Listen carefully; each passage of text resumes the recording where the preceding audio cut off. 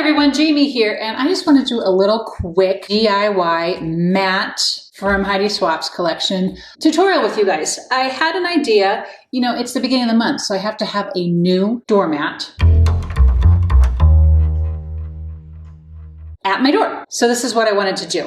Obviously I have the mat. This is Heidi Swap's mat. You can find these online at HeidiSwap.com. And then I have the ABCD, the Alpha stencil.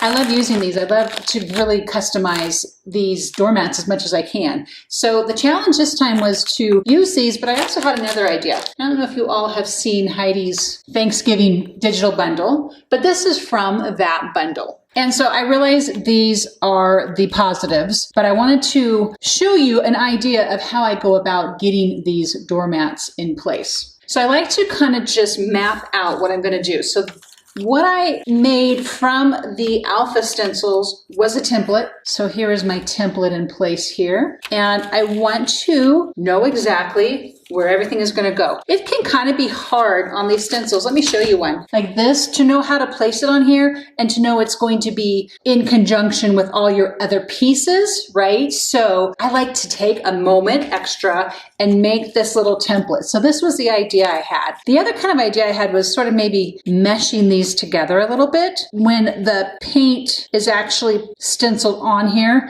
these are kind of connecting a little bit. I think that looks kind of fun. So I'm going to go with this. So the supplies that you're going to need to make your own DIY doormat is the outdoor paint. I'm going to use the black, and then the stencil brush. I have one here that I've already used in black, so I'm going to use it again. Of course, you need the mat. I pointed that out already. You're going to need the stencils, and then whatever you want this to say. I also suggest straight pins. So I have a canister of straight pins here, and let me show you how this is going to go, and then I'll speed up the paint part. This is going to be needing a little more attention, and I'll tell you why. Because as I put my actual stencil in place here, I'm going to then need to put in the rest of these negatives. And I know that's a bit of an extra step. It's just what I chose to do this time, just to have a little bit more fun with it. And then what is important to do is take a straight pin and hold that in place. I'm also going to hold in place the stencil itself, just because I don't want it to go anywhere. I'm going to go ahead and speed this up so you can watch this process a little bit quicker, but I'm going to just repeat this throughout this whole doormat making session, getting these stencils in place and then putting the negatives back in place so I have the words looking just like I want them. So here we go.